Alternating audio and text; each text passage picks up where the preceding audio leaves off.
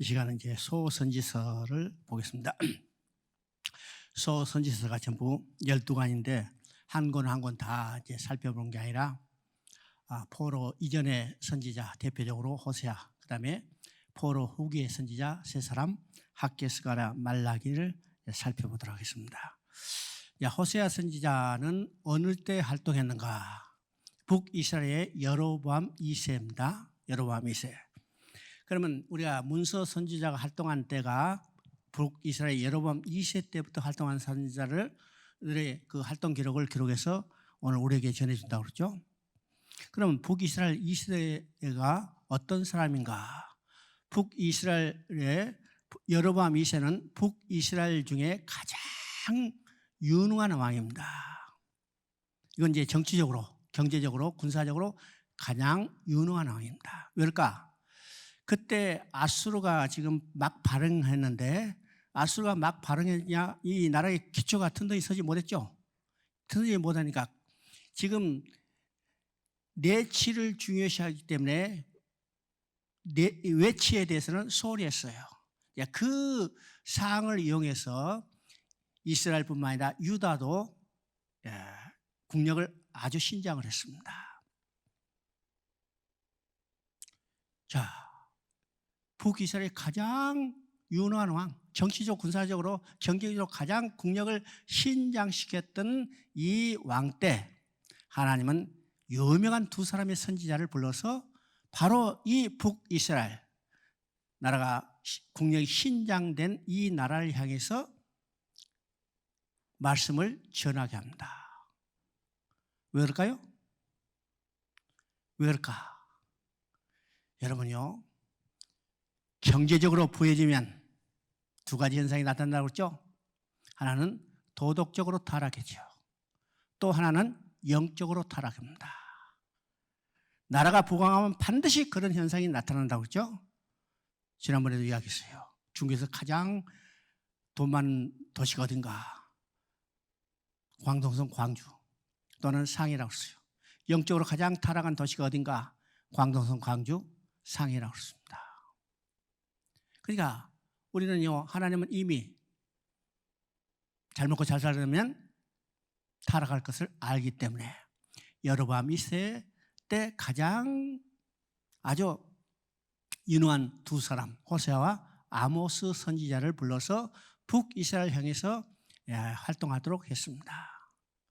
그런데 똑같이 지금 두 사람 유명한 사람인데 왜 두 사람을 동시대에 보냈을까? 그러면 이 두 사람이 활동한 내용이 약간 성격이 다르다는 사실을 보게 됩니다. 호세아는 영적인 종교적인 타락에 대해서 경계하고 있어요. 반면에 아모스는 사회적인 부패, 사회적인 타락, 그죠? 나라의 질서가 무너지고 빈익부 현상이 나타날 뿐만 아니라 부익부 현상이 나타날 뿐만 아니라 인권이 유린되는 이런 현상에 대해서 지금 아모스 선지자는 그들에게 경계하고 있는 내용입니다. 그러니까 방향이 조금 다르죠. 바랍니다. 자, 우리는 이제 호세아 선지자를 봅니다. 호세아 1장 1절 한번 읽어봅니다. 호세아 1장 1절, 1장 2절 한번 읽어봅니다. 여호와께서 호세아에게 이르시되 너는 가서 음란한 아내를 맞이해 음란한 자식을 낳으라. 이 나라가 여호와를 떠나 크게 음란함이라.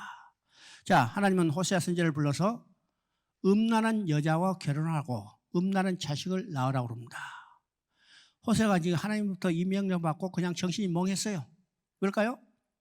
선지자는 정결한 처녀하고 결혼해야 하는데 지금 하나님이 호세아를 선지자를 불러서 뭐라고요? 음란한 여인과 결혼하고 음란한 자식을 낳으라니까 그냥 정신없죠? 왜일까? 왜 하나님이 나를 선지자를 불러서 음란한 여자를 결혼하랄까? 그 뜻을 알지 못했어요. 그때 하나님이 말씀하십니다. 이 나라가 이와 같으입니다. 그러면 이 나라는 어떠나요? 곧 이스라엘입니다. 이스라엘이 하나님이란 남편을 버리고 이 남자 저 남자를 따라간 음란한 여인이 됐다는 거예요. 하나님과 인간의 관계는 어떤 관계라고 했어요? 세 가지 관계를 얘기했죠. 첫째는 왕과 백성의 관계, 두 번째는 남편과 아내의 관계, 세 번째는 아버지의 아들의 관계를 합니다. 그중에 남편과 아내의 관계를 가장 극명하게 나타내는 성경책이 바로 호세아서고, 또 하나는 아가서라고 씁니다. 아가서는 연합의 관계를 이야기하고, 호세아서는 음란한 이 고멜과 같은 여인을 돌아오게 하는, 바로 음란한 우리를 하나님이 회복시켜 주는 것을 보여주는 것이 호세아서입니다. 호세아서. 그래서 음란한 여인과 결혼해서 음란한 자식을 낳아라. 이 관계는 호세아와 고멜의 관계를 통해서 하나님과 우리의 관계, 이스라엘의 관계, 우리의 관계를 말씀하려고 하는 겁니다. 그래서 호세아서는요, 절망과 소망이 여러 번 교차되는 것을 보게 됩니다. 그 교차는 1장 4절을 보니까, 호세아가 고멜과 결혼해서 고멜이 자식을 낳았어. 자식을 낳았는데 아버지가 누군지도 몰라. 왜요? 하도 많은 남자들과 여기 관계를 했기 때문에 아버지가 누군지도 몰라. 그래서 자식을 낳았어요. 그래서 하나님이 그 자식의 이름을 이스르엘이라고 씁니다. 이스르엘은 내가 그 아들을 피할 것이다. 이건 절망이죠. 절망. 그런데 하나님은 절망으로 끝내지 않습니다. 내가 피할 것이라 했던 이 하나님께서 1장 11절을 보니까 이스르엘의 날에 클 것이다. 이게 소망을 주고 있는 겁니다. 또 1장 6절을 보니까 이 고멜이 두 번째로 딸을 낳았어요. 딸을 낳자 하나님께서 로루아마라고 씁니다. 루하마라는 이 뜻은요, 네가 공유를 베푸시고 자비를 베풀다는 뜻입니다. 그런데 그 앞에 로자가 붙었죠. 이건 아니다 그런가. 이 부정사 아니가 붙어서 로루아마, 내가 공유를 베풀지 않고 자비를 베풀지 않겠다는 거예요. 이건 절망이죠. 그런데 하나님은 절망으로 끝내지 않고 2장 1절을 보니까 앞에 로자를 빼버렸어요. 루아마를 하라. 내가 은혜를 베풀고 공유를 베풀겠다는 겁니다. 누구에게? 오늘 나에게요. 나예요. 또 고멜이 아들을 낳았어요. 이름을 로암미라라. 자, 암미라는 뜻은요, 내 백성이라는 뜻입니다. 그런데 그 앞에 부정사 로가 붙었어. 내 백성이 아니라는 겁니다. 내 백성이 아니라. 그런데 2장 1절에 가서는 로자를 빼보고 암미라고 했습니다. 내가 중국에 가가지고 이제 신학교를 했어요. 신학교 이름을 암미라고 했습니다. 암미. 그때 이제 신학교 하는 분들이 신학교 이름을 여러 가지가 붙여요. 안디옥 신학교, 베델 신학교, 뭐 베드로 신학교, 스테반 신학교 많이요. 그래서 나는 그거 싫다. 그래서 암미 신학교라고 했습니다. 이 암미 신학교 해가지고 그 교재에 두고 암미라고 붙었으니까 학생들마다 다 물어보는 거예요. 이 암미가 무슨 뜻입니까? 남의 아버지 타불인 줄 알고 그러죠. 암미가 뭡니까? 그래서 호세아 1장 읽어보세요. 호세아 1장 읽어보세요. 그리고 이제 암미가 무슨 뜻인지 알죠? 내 백성이라. 내 백성이라. 이름 좋잖아요. 그래서 중국에 가면 이제 본명을 잘 안 쓰잖아요. 거의 안 쓰니까 학생들이 날 뭐라고 부르는지 암미 선생이라고 그래요. 암미 선생. 좋잖아요. 내 백성이라. 또 2장 2절에 보니까 또 절망이 나타납니다. 그는 내 아내가 아니고 나는 그 남편이 아니라. 이건 절망입니다. 하나님과 우리의 관계는 남편과 아내의 관계인데 내가 하나님의 아내가 아니고 하나님은 내 남편이 아니라면 이건 절망이죠. 완전히 관계가 창선된 절망입니다. 그런데 절망으로 끝내지 않으신다고 했어요. 2장 19절을 보면요. 2장 19절 20절을 보면 내가 내게 장가들어. 내게 장가들어. 내게 장가들어. 이 장가든다는 말이 3번 나오고 내가 영원히 살되 그렇습니다. 하나님이 우리에게 장가들어서 하나님이 우리와 영원히 함께 사시겠다는 거예요. 이게 소망입니다. 3장 4절을 보면요. 많은 날 동안 왕도 없고 지도자도 없고 제사도 없고. 이 말은 어떤 거예요? 지도자가 없다는 거예요. 여러분 이 나라에 지도자가 없다면 이 나라는 개판이 되는 거죠. 완전히 질서가 없는 나라가 될 거예요. 이게 무서운 일입니다.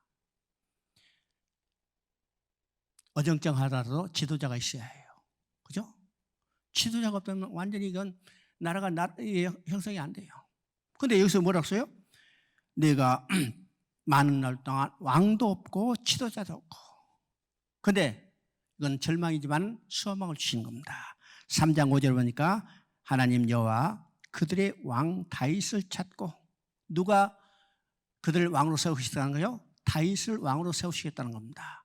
그런데 여기서 다윗으로 끝난 게 아니라 다윗의 후손으로 오실 영원한 왕이신 예수 그리스도가 우리의 왕이 되신 겁니다. 그죠? 예수 소망입니다. 자, 우리가 2장 2절에 그는 그는 내 아내가 아니요 나는 그 남편이 아니라, 이게 절망했죠. 근데 하나님은 소망을 주신다고 했습니다. 2장 19절부터 20절 한번 읽어봅니다. 내가 내게 장가들어 영원히 살되 공의와 정의와 은총과 궁의를 여김으로 내게 장가들며 진실함으로 내가 내게 장가들리라. 내가 여호와를 알리라. 지금 하나님이요 우리에게 장가드시겠다어요. 여기 장가든다는 말이 몇 번 반복돼요? 3번 반복돼요. 장가들고 장가들고 장가들고 장가들어서 영원히 살됐습니다. 하나님이 우리가 영원히 사시는 거예요. 하나님이 창조의 목적이 자기 형상대로 진 인간과 영원히 함께 살기를 원하셨어요. 영원히 함께 살기 위해서 하나님이 선악을 알게 한 나무의 열매를 멸만을 먹지 마라. 먹으면 죽으리라. 이 말은요 먹지 말라 금지하는 명령이 아니라 하나님의 마음은 먹지 않으면 너와 나는 영원히 살겠다는 하나님의 언약입니다. 언약이요. 이것이 바로 생명 언약입니다. 생명 언약. 그래서 하나님은 창조의 목적대로 우리하고 영원히 살기를 원하시는 겁니다. 원하시는 거죠. 그래서 영원히 살되, 여기서 장가드는 것은 우리가 남편과 아내로서 한 몸이 이루는 연합의 관계를 이야기하고, 영원히 살되 이것은 하나님의 창조의 목적이고, 이것을 통해서 하나님은 하나님의 훼손된 나라를 회복시키는 거죠. 하나님 나라는 어떤 것이요? 하나님이 왕이 되시고 자기 형상대로 진 인간이 백성이 돼서 하나님과 인간이 영원히 함께 사는 나라가 하나님 나라입니다. 나라죠. 그러면 어떻게 장가를 드시겠을까? 어떻게 장가 들겠을까요? 그 백성을 돌아오게 해요. 그럼 그 백성을 돌아오게 할 때는 어떻게 해요? 그 백성은 어떤 모습이 됐어요? 다 죄인이요. 그러면 지금 호세아에서는 인간을 어떤 모습으로 표현했냐면 창기와 같은 모습으로 표현했죠. 창기와 모습. 자, 3장 1절 2절 읽어봅니다. 여호와께서 내게 이르시되 이스라엘 자손이 다른 신을 섬기고 건포도 떡을 즐길지라도 여호와가 그를 사랑하나니 너는 또 가서 타인에게 사랑을 받아 음녀가 된 그 여자를 사랑하라 하시기로 내가 은 15개와 보리 한 호멜 반으로 나를 위하여 그를 사고. 여기에 중요한 말이 있습니다. 다른 신을 섬기고, 그죠? 여호와를 배반하고 다른 신을 섬길지라도 하나님은 우리를 사랑하신다고 그랬습니다. 놀라운 이야기입니다. 다른 신을 섬길지라도 하나님은 우리를 사랑하시는 거예요. 여러분, 자식이 아무리 못된 일을 하더라도 부모는 그 자식을 사랑하는 겁니다. 사랑해요. 남이 아무리 손가락질을 하고 죽일 놈이라고 욕하다 하더라도 부모는 그 자식을 사랑하는 거죠. 이게 누구의 마음이요? 하나님 마음입니다. 다른 신을 섬길 때도 내가 너를 사랑하더니. 그러면 하나님이 사랑한 그 백성 곧 우리들은 어떤 모습이 됐어요? 지금 여기서 그대로 이야기합니다. 타인에게 사랑을 받아 음녀가 된 그 여자를, 타인에게 사랑받아 음녀가 된 여자. 자, 고멜이 호세아하고 결혼해서 자식을 낳았어요. 그가 지난 날에는 어떤 부정한 행위를 했다 하더라도 지금 호세아서 결혼해서 자식까지 낳았다면 호세아 한 사람만 남편으로 섬기고 잘 살아야 할 텐데 호세아를 버리고 이 남자 저 남자 쫓아다니다가 결국은 어떤 신수로 전락되는가? 창기가 됐다는 겁니다. 창기가 됐다. 여러분, 창기가 됐다는 것은 어떤 의미일까요? 우리가 한마디로 얘기하면 오늘 이제 몸 파는 여자들 있죠? 몸 파는 여자들, 자, 자기 몸을 팔아서 돈을 벌어요. 근데 놀랍게도요, 몸을 팔아서 돈을 벌면 벌수록 자기는 빚쟁이가 되는 겁니다. 왜요? 포주의 노예가 됐기 때문이요. 포주의 노예가 됐기 때문에 열심히 몸을 팔아서 돈을 벌지만은 자기는 빚쟁이가 되는 겁니다. 그 노예로부터 해방될 수가 없어요. 도저히 그 빚을 갚지 못하고 해방되지 못합니다. 이것이 어떤 거야? 창기와 같은 모습이에요. 누가? 우리가요. 우리는 사단의 노예로부터 그 빚을 갚을 수가 없잖아요. 그래서 평생 죽기를 무사함으로 매어 종려한 신세가 된 자가 누구냐면 우리들이에요. 그러면 창기로부터 끄집어내기 위해서는 이 창기가 빚진 것을 갚아줘야 합니다. 갚아줘야 해요. 그래서 하나님 뭐라고 말씀하세요? 은 15개와 보리 한 도멜 반으로 나를 위하여 그를 사고, 은 15개와 보리 한 도멜 반은 예수님 당시의 시세는 은 30입니다. 은 30으로 우리를 사서 하나님의 아내로 만들어 주셔서 영원히 장가들어서 영원히 함께 살다는 거예요. 이것이 하나님이 이루시는 구원 계획입니다. 구원 계획이죠. 4장 6절 한번 읽어봅니다. 4장 6절, 내 백성이 지식이 없으므로 망하였도다. 그렇죠? 망하도다. 내가 지식을 버렸으니 나도 너를 버려 내 제사장이 되지 못할 것이오. 여기서 중요한 말이 있습니다. 내 백성이 지식이 없으므로 망하게 되었다.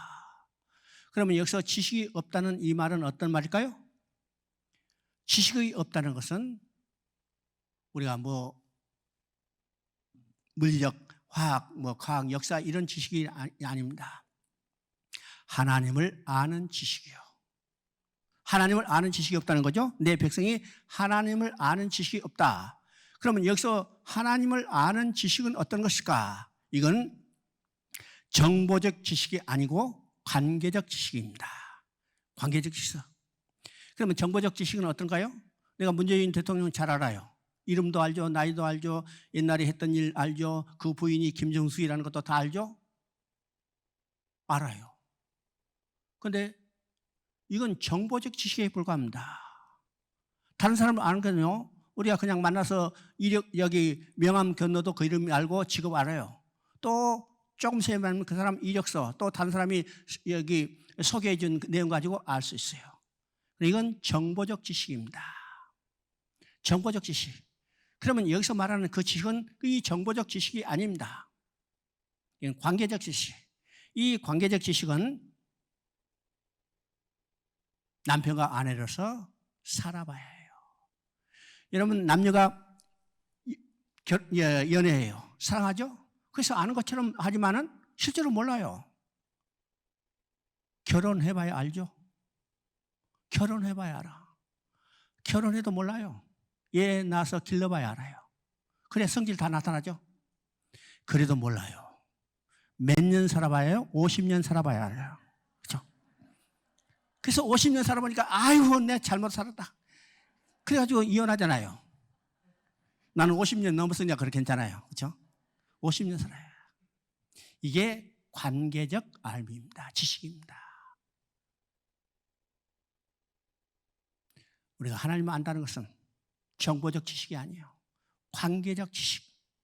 남편과 아내에서 평생을 함께 살면서 부딪히며 살았던 그 모든 것들이 하나님과 나와 관계에서 나타난 지식이라는 사실입니다. 아시죠? 그래서 성경은요, 우리에게 하나님을 알기를 원하는 겁니다.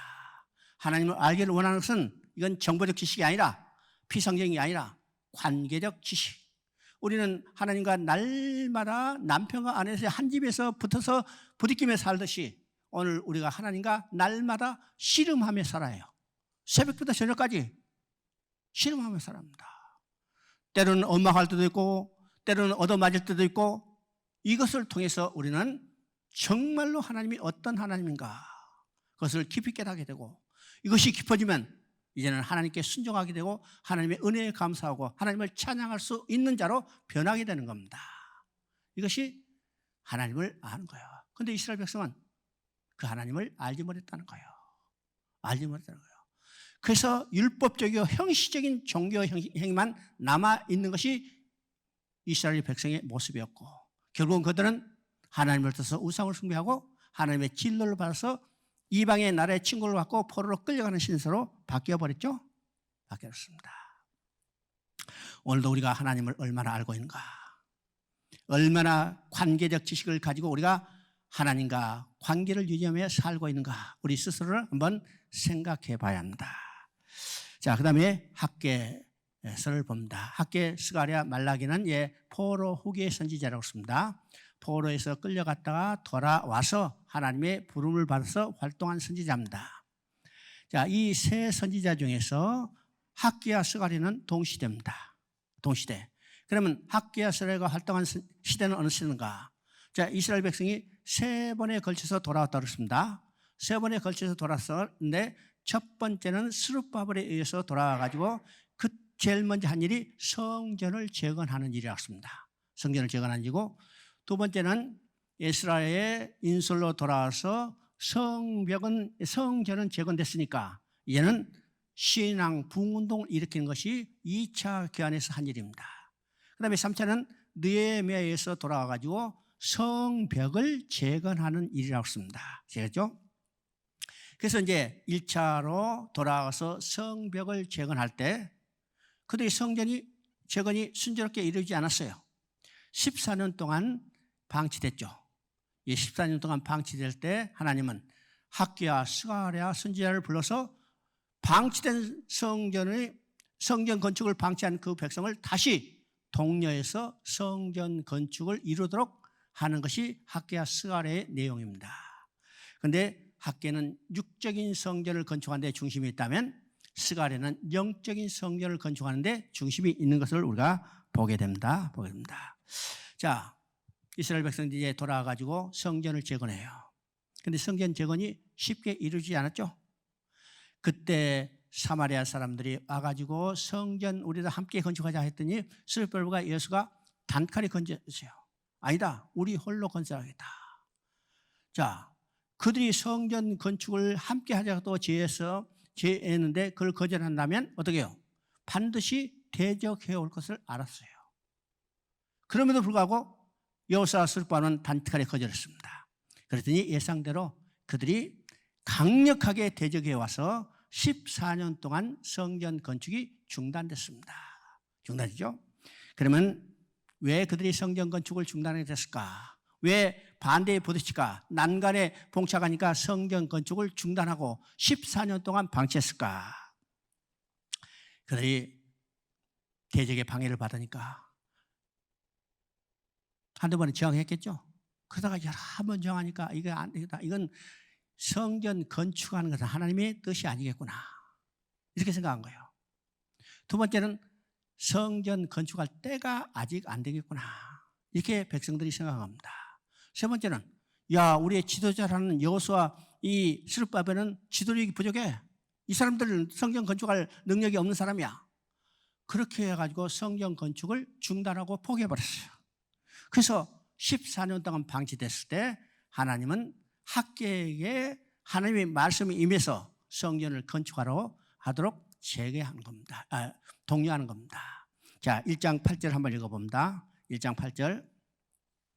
너희는 산에 올라가서 나무를 가져다가 성전을 건축하라. 그리하면 내가 그것으로 말미암아 기뻐하고 또 영광을 얻으리라. 나 여호와가 말하나이다. 지금 성전 중단이 이제 14년 동안 방치됐어요. 그때 하나님은 학개 선지자를 통해서 산에 올라가서 나무를 베다 성전을 건축하라. 내가 그것으로 말미암아 기뻐하며 영광을 얻으리라. 있습니다. 그러면 이 의미가 무엇인가를 생각해 봐야죠. 산에 가서 나무를 베다 성전을 건축하랬어요. 그럼 보세요. 산에 가서 나무를 베어다가 성전을 건축한다면 그 성전의 모양이 어떻게 있어요?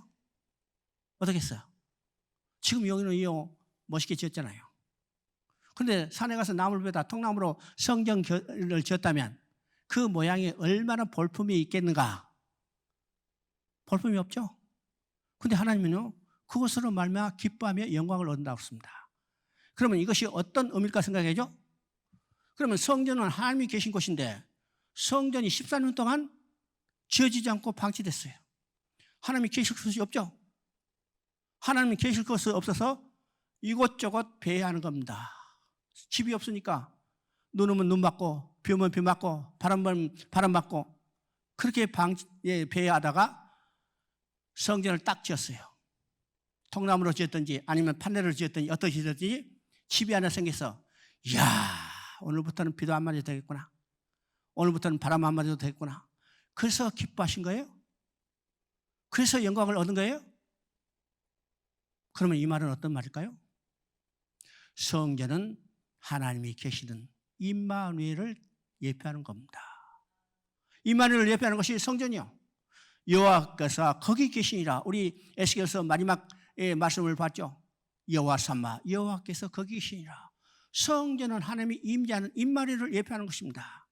그러면 성전이 없다는 것은 어떤 말이에요? 그 백성이 하나님이 함께 계신다. 임마누엘의 신앙이 사라져버린 겁니다. 임마누엘의 신앙이 사라져. 그런데 성전을 재건하자. 성전이 통나무로 짓든 아니면 흙으로 짓든지 그 상관이 없어요. 성전이 있게 됨으로 하나님이 임재하고 임마누엘의 신앙이 회복됐기 때문에 하나님이 그것으로 말미암아 기뻐하시는 겁니다. 오늘 우리 가운데 임마누엘의 신앙이 굳건해야죠. 하나님은 항상 우리에게 말씀하십니다. 내가 너와 함께하리라, 너와 함께하리라. 절대로 너를 떠나지 아니고 버리지 아니하리라. 오늘 우리 신앙 속에 가장 핵심인 것은요, 하나님이 나와 함께 계시다는 이 임마누엘의 신앙입니다. 두 번째는 어떤 의미입니까? 성전은 하나님께 나아가는 길을 보여주는 겁니다. 그렇죠? 성전은 하나님께 나아가는 길을 보여주는 모형이에요. 하나님께 나아가는 길, 그건 곧 그리스도를 예표하는 거고 메시아 언약을 예표하는 겁니다. 그러면 14년 동안 성전이 없이 방치되다는 것은 그들의 메시아의 언약이 사라진 거예요. 그런데 성전이 재건됐어요. 거의 어떤 형편의 성전인지 간에 하여튼 성전이 지어짐으로 그들 가운데 뭐가 회복됐어요? 메시아 언약이 회복된 겁니다. 그것으로 말미암아 하나님은 기뻐하시고 영광을 얻는 겁니다. 그런 거죠. 그래서 이 백성들이 이제 성전을 짓기 시작해요.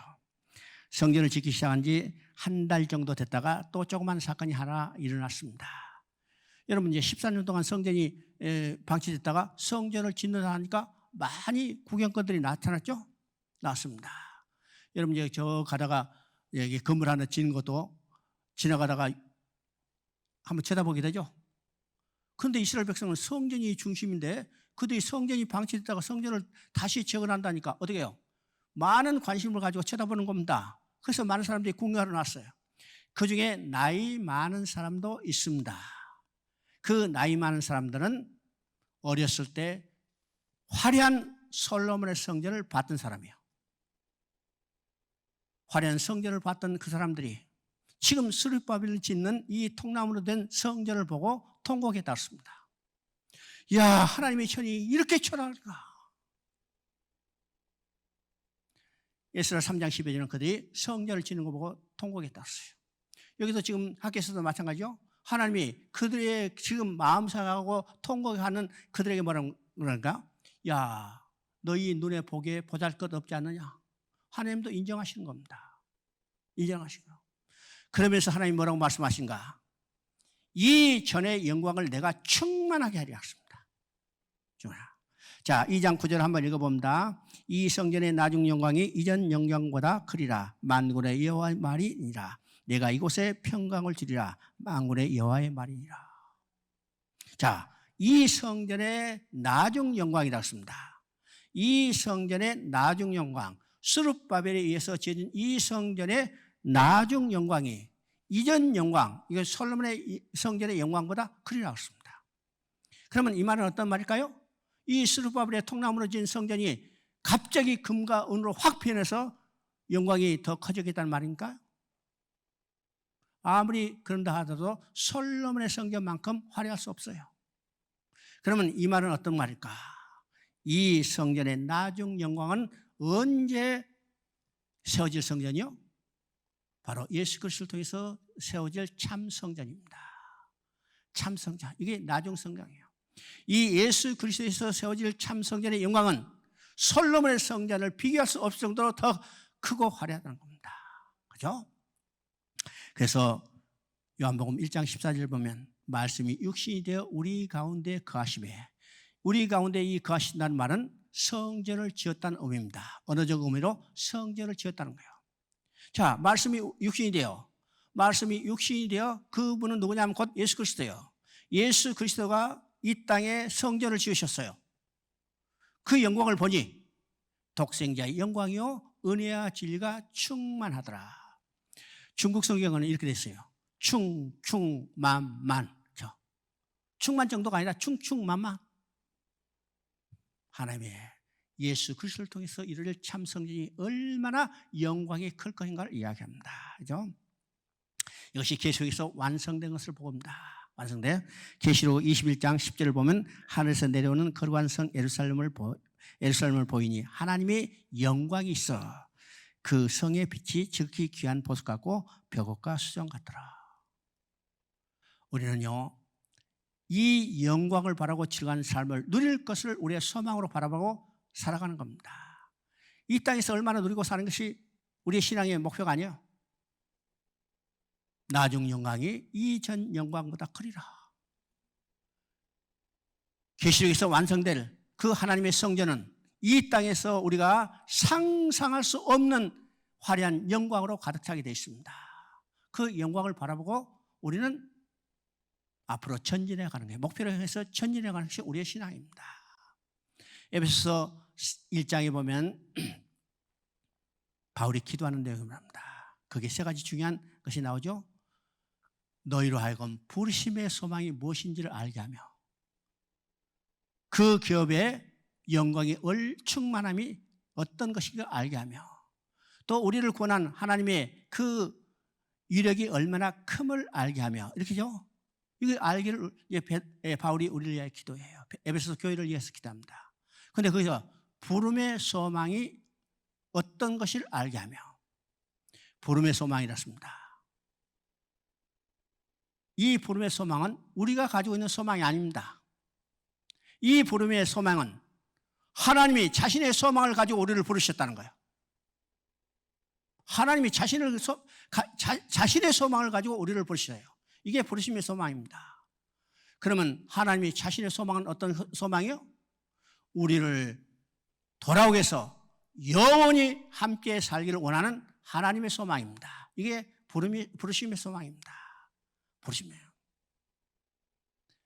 우리는 하나님의 소망을 우리가 또 바라보고 우리가 전진해 가는 겁니다.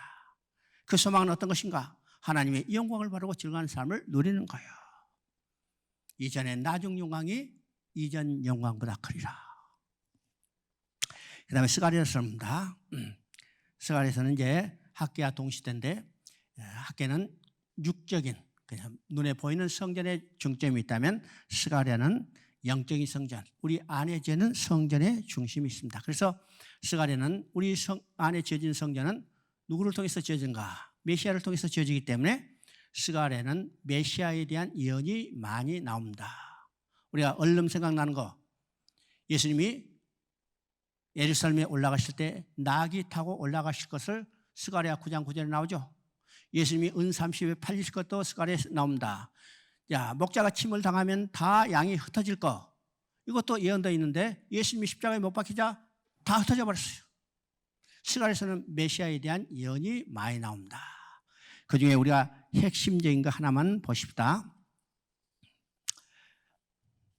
3장 1절부터 5절까지 한번 읽어봅니다. 3장 1절부터 5절까지 대제사장 여호와서는 여호와의 천사 앞에 섰고 그 사단은 그의 오른쪽에 서서 그를 대적하는 것을 여호와께서 내게 보이시니라.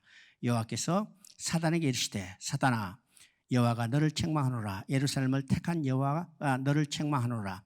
이는 불에서 꺼낸 거슬린 나무가지가 아니냐 하실 때 여호사가 더러운 옷을 입고 천사 앞에 섰는지라. 여호와께서 자기 앞에 선 자들에게 명령하사 그 더러운 옷을 벗기라 하시고 또 여호수아에게 이르시되 내가 내 죄악을 제거하여 버렸으니 내게 아름다운 옷을 입히시리라 하시기로 내가 말하되 정결한 관을 그에게 그 머리에 씌우소서 하며 곧 정결한 관을 그 머리에 씌우며 옷을 입히고 여호와의 천사는 곁에 있더라.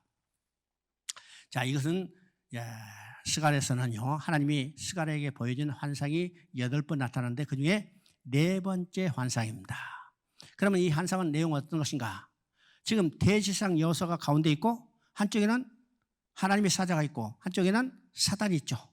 사단이 있습니다. 그러면 가운데 서 있는 이 대제사장 여호사가 어떤 모습이에요? 더러운 옷을 입고 있습니다. 더러운 옷을 입고 있어요. 그래서 그 옆에 있던 이 사단이 이 대제사장을 지금 조롱하고 있는 겁니다. 야, 대제사장 너는 거룩한 옷을 입어야 하는데 이 더러운 옷 입고 안 돼. 내려와. 그죠? 내려와. 그런데 한편에 계시던 하나님께서 이 더러운 옷을 입고 있는 대제사장 여호사를 책망한 게 아닙니다. 누구를 책망해요?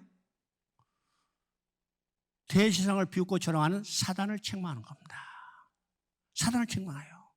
그러시면서 하나님이 뭐라고 말씀하세요? 지금 불에서 막 끄집어낸 타라 남은 장작이 아니냐. 누가? 대제사장 여호사가. 우리가 대제사장 여호사 하면 거룩한 자로 보일 것 같은데 그가 어떤 모습이요? 더러운 옷을 입고 있어요. 누구의 모습이요? 누구의 모습? 오늘 구원받은 나의 모습이요. 내가 구원받았으면 거룩한 모습으로 나올 것 같은데 나는 어떤 모습이요? 지금 더러운 옷을 입고 있어요. 이것이 내 모습이라는 사실입니다. 그런데 하나님은 더러운 옷을 입고 있는 나를 책망한 게 아닙니다. 나를 책망하는 게 아니에요. 비웃고 조롱하는 사단을 책망해요. 오늘 세상 사람들은 교회 다니는 사람들 조금만 잘못해도 엄청 비난하고 책망하죠. 하나님은 우리를 책망한 게 아닙니다. 그리고 하실 말씀은 어떻게 해요?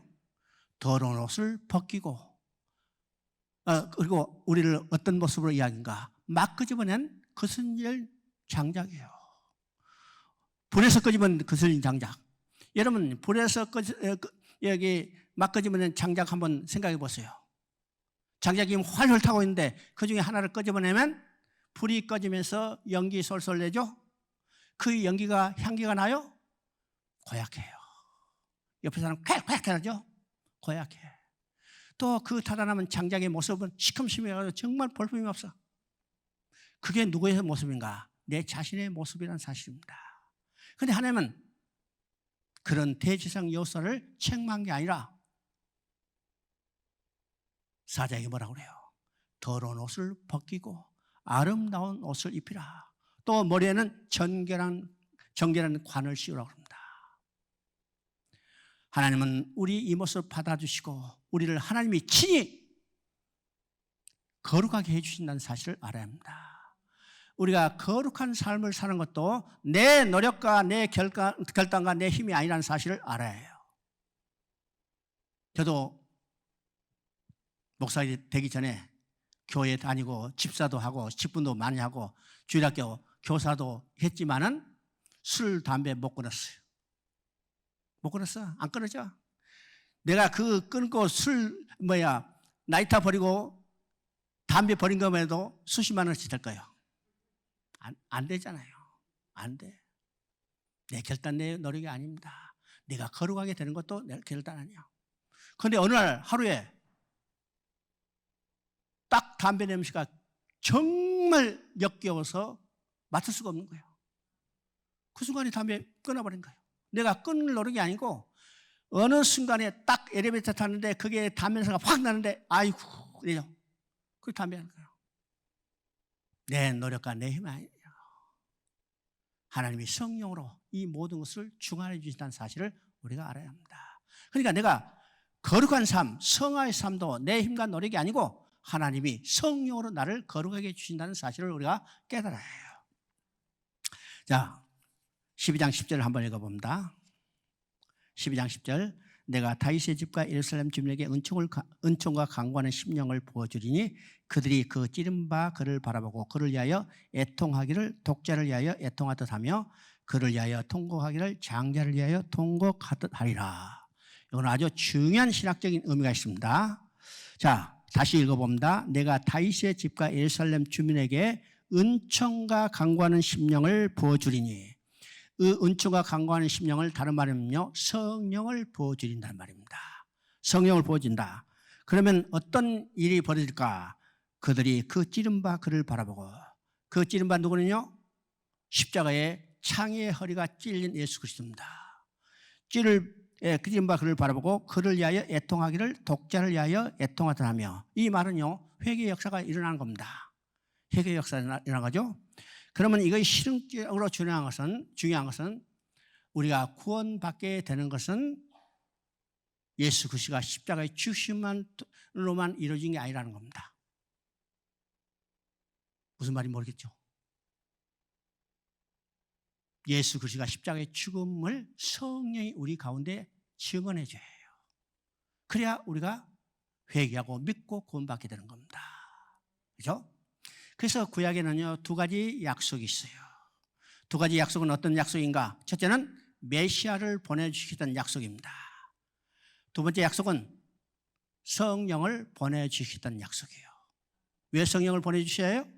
메시아가 오셔서 이룬 일을 성령이 그것을 우리 가운데 증언해 줘야 우리가 믿게 되는 거예요. 구원받게 되는 겁니다. 그래서 성령이 은총과 강호한 심령을 보지면 찌른 바 그를 바라보고 회개의 역사가 나타나는 겁니다. 그렇죠? 그래서 성령의 역사가 어떤 것인가? 성령 강림의 구속사적인 의미가 무엇인가를 우리 생각합니다. 그래서 구약의 선지서 속에 성령의 약속이 여러 군데 나타난 것을 보게 됩니다. 성령 약속. 이사야 32장 15절에도 새 영을 내게 부어주리니, 또 우리가 앞 시간에 봤죠? 에스겔서 36장 26절에도 새 영을 내게 부어주겠다 했습니다. 요엘서 2장 28절도 남종과 여종에게 영을 부어주겠다고 이야기했습니다. 그리고 지금 이 스가랴서에도 지금 성령을 보였다고 이야기하죠. 뿐만 아니라 예수님도 친히 성령에 대해서 약속했습니다. 성령에 대해서 약속했죠. 요한복음 14장 16절을 보면 내가 가면 다른 보혜사 성령을 보내주리니 그가 오면 영원히 너희와 함께 있으리라. 예수님이 친히 지금 성령에 대해서 말씀했습니다. 또 요한복음 16장 26절을 보면 진리의 영이 오면 그가 나에 대해서 가르치고 깨닫게 하리라 했습니다. 또 요한복음 15장 26절을 보면 진리의 영이 오면 그가 나에 대해서 증언하리라. 나는 누구요? 예수 그리스도요. 그러면 예수 그리스도 어떤 예수인가? 육신을 입고 이 땅에 오셔서 십자가에 죽으시고 장세서 부활하신 이 모든 예수 그리스도에 가는 것을 누가 증언해줘요? 성령이 증언해 준 겁니다. 그래서 구약에도 성령을 보내주시겠다는 약속이 있을 뿐만 아니라 예수님도 성령을 보내주시겠다고 친히 말씀하셨어요. 그래서 누가복음 24장 49절에는 말씀합니다. 너희가 예루살렘을 떠나지 말고 아버지께서 약속한 것이 임할 때까지 기다리라. 그러면 지금 예수님이 말씀하시죠. 예수님은 구약에서 약속했던 메시아가 오셔서 메시아의 사명을 다 이루셨어요. 그분이 지금 부활해서 떠나시면서 제자들에게 아버지께서 약속한 것이 임할 때까지 기다리라. 그러면 아버지께서 약속하신 또 한 것이 있는데 그 또 하나는 뭐예요? 바로 성령이라는 겁니다. 이것이 사도행전 1장 4절에도 그대로 나타납니다. 1장 4절에 예루살렘을 떠나지 말고 아버지께서 약속한 것이 임할 때까지 기다리라. 제자들은요 아버지께서 약속한 것이 임할 때까지 기다리면서 기도했어요. 기도하자 오순절 날이 이름에 드디어 약속한 성령이 임하게 됐습니다. 성령이 임하게 되자 이제는 성령의 역사로 믿게 되는 역사들이 나타나죠. 믿게 되는 역사가 나타납니다. 그래서 구약에 2가지 보내주겠다는 약속이 있다는 사실을 우리가 알아야 합니다. 그 다음에 구약의 마지막 책인 말라기서를 보겠습니다. 구약의 역사, 구약의 이스라엘 역사는 느헤미야 13장으로 끝난다고 그랬습니다. 그러면 느헤미야 13장은 어떤 사항이라고 했어요? 느헤미야가 성벽을 증언하고 신앙 부운동을 일으키고 다시 범죄하지 않겠다고 언약서를 작성하고 언약서에 도장까지 꽉 찍었는데 느헤미야가 바사로 가서 10년쯤 있다가 다시 예루살렘에 돌아보니까 언약서를 썼던 그들이 다시 타락했어요. 이때 불러서 활동하게 한 선지자가 말라기 선지자입니다. 그래서 느헤미야 13장과 말라기 선지자가 활동한 시대는 시대적으로 동일하다는 사실을 보게 됩니다. 바로 이스라엘 백성이 다시 타락한 세. 자, 우리가 말라기서 하면 여러분이 성경 구절 잘 알고 있죠? 어떤 성경 구절일까요? 어떤 성경 구절? 말라기 3장 10절, 11조. 그죠? 그래서 11조에 대해서 말라기서, 제일 먼저 우리가 생각하는 것이 말라기서입니다. 말라기서는 11조를 강조한 책이 아닙니다. 11조를 강조하는 책이 아니에요. 하도 11조 안 내고 떼먹으니까 제발 좀 죄를 범하지 말라. 이게 이제 선포하는 거죠. 말라기서의 핵심은 뭘까요? 말라기서의 핵심은 11조 잘 내라는 이야기 아니고 하나님이 너희를 어떻게 사랑하는가, 얼마나 사랑하는가를 깨닫게 하는 겁니다. 깨닫게. 성경은 어떤 책이라고 써요? 성경은 연애편지, 성경은 양육일기. 우리가 연애편지와 양육일기를 통해서 무엇을 깨달아요? 사랑을 깨닫는 겁니다. 사랑을. 그러니까 성경 전체는 하나님이 마음이 어떤 것이라고 써요? 함께야 사랑이랍니다. 사랑하기 때문에 함께 살자는 것이 성경 전체에 나타나는 하나님 마음이에요. 구약시대나 신약시대나 오늘이나 옛날이나 똑같은 마음이 하나님은 사랑하기 때문에 함께 살자는 겁니다.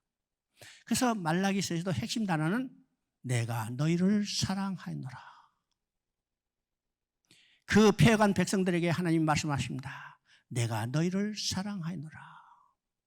이것이 구약 전체를 요약하는 핵심 단어고 이것이 성경 전체를 통해서 말씀하시는 하나님의 마음이 무엇인가를 드러내는 겁니다.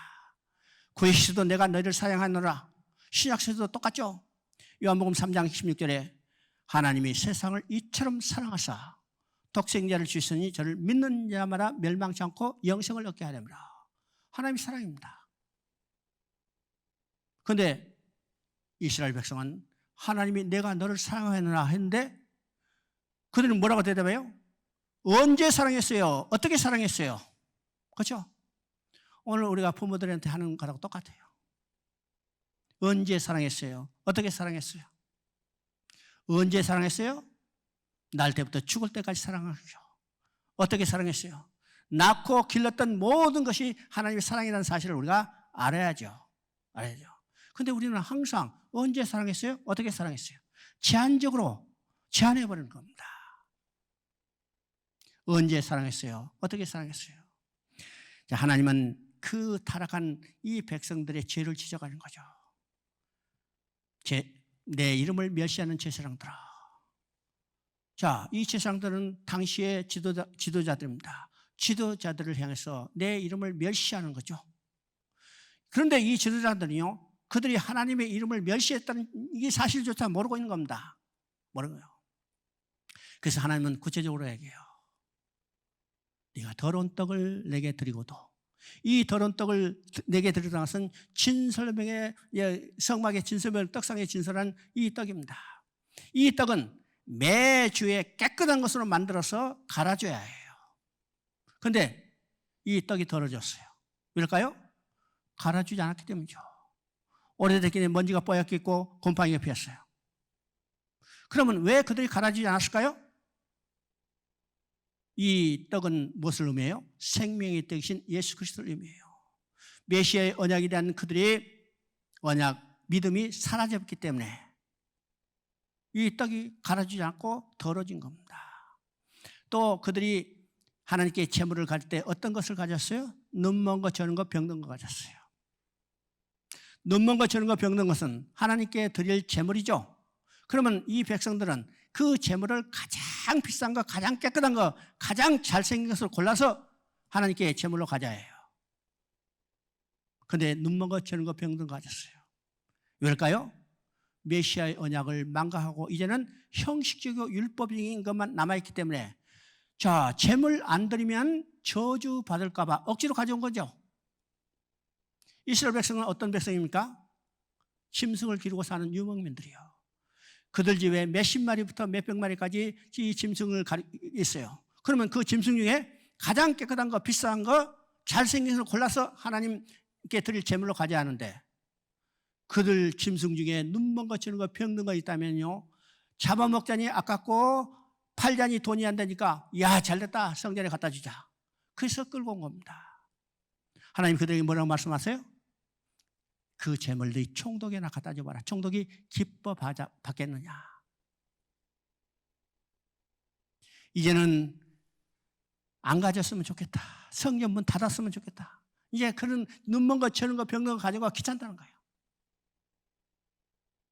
억지로 그렇게 가져온다면 이제는 가져오지 말라. 대신 내가 너희를 위하여 준비한 가장 비싼 것, 가장 아름다운 것, 가장 잘생긴 것을 너희를 위하여 제물로 주겠다는 겁니다. 그 제물이 누구예요?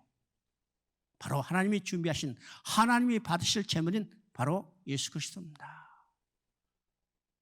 눈먼 것, 병든 것, 상황을 갔던 그 백성들에게 하나님은 자기의 가장 귀한 것을 우리를 위하여 주시겠다는 겁니다. 이것을 통해서 구약의 마지막 시대에 얼마나 타락하고 부패했는가를 우리가 보여줍니다. 왜죠? 자, 그러면 구약의 마지막 말씀은 어떤 말씀인가? 구약 마지막 말씀은 4장 6절입니다. 4장 6절이죠. 그가 아버지의 마음을 자녀에게도 돌이키게 하고 자녀들은 마음을 그들의 아버지에게도 돌이키게 하리라. 돌이키지 않으면 들을 건데 내가 와서 저주로 그 땅을 칠까 하노라. 자, 구약의 마지막 장인데는요, 4장에는 용광로와 같은 용광로 불 같은 날, 그 이른 날 정한 날 여호와의 크고 돈 날이 강조했습니다. 이 날은 바로 심판을 의미하죠. 심판을 의미합니다. 그래서 저주로 칠까 두려워하노라. 저주는 어떤 말인가? 죽음이고 절망입니다. 그러면 구약에 전적으로 타락한, 전적으로 부패한 인간들은요, 하나님 앞에 나아갈 수 없는 절망이에요. 절망입니다. 그러면 하나님은 절망 가운데 있는 그들을 그대로 버려두실 건가? 아니라는 거예요. 인간으로는 전적으로 타락하고 전적으로 부패한 인간이 하나님 앞에 나아갈 수 없지만은 하나님은 그들을 돌아오게 하시겠다는 거예요. 돌아오게 하시는 거예요. 그래서 약속을 주시는 겁니다. 그 약속이 어디 나오는가? 3장 1절 한번 읽어봅니다. 3장 1절. 만군의 여호와 이르노라 보라 내가 내 사자를 보내리니 그가 내 앞에서 길을 예비할 것이요 또 너희의 구하는 바 주가 갑자기 그 성전에 임하니 곧 너희의 사모하는 바 언약의 사자가 임할 것이라. 자, 저주로 멸망받아야 할 그들에게 하나님은 언약의 사자를 보내주시겠다고 했습니다. 그 언약의 사자는 누굴까요? 언약의 사자는 이 땅에 오신 예수 그리스도입니다. 또 언약의 사자를 보내준 것 아니라 또 같은 약속이 있죠. 그것이 4장 2절입니다. 내 이름을 경외하는 너희에게는 공의로운 해가 떠올라서 치료하는 광선을 비추리니 너희가 나가서 외양간에 나온 송아지같이 되리라. 하나님은 저주와서 마땅한 이 백성들을 위해서 어떻게 해요? 하나님은 공의로운 해를 떠오르게 해서 그를 치료하는 광선을 발휘하시겠다는 거죠. 바로 공의로운 해는 누굴까요? 이 땅에 오실 참빛 대신 예수 그리스도를 보내줬다는 겁니다.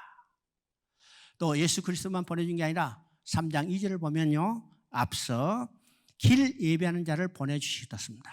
그 길 예배하는 자는 누굴까요? 바로 예수님 앞서 오신 세례 요한입니다. 또 4장 5절에 보니까 거기는 엘리야를 보내주시다 했어요. 엘리야는 바로 세례 요한의 계시로 보여주는 겁니다. 보죠? 그래서 하나님은요, 구약의 인간으로는 절망이지만은 하나님은 하나님의 계획을 반드시 성취하신 하나님. 그래서 신약에서 예수님이 이 땅에 오시고 예수님을 통해서 자기 백성을 돌아오게 하신 구원 계획을 완성하는 것을 보게 됩니다. 보게 되죠? 자, 쉬었다가 15분에 시작하겠습니다.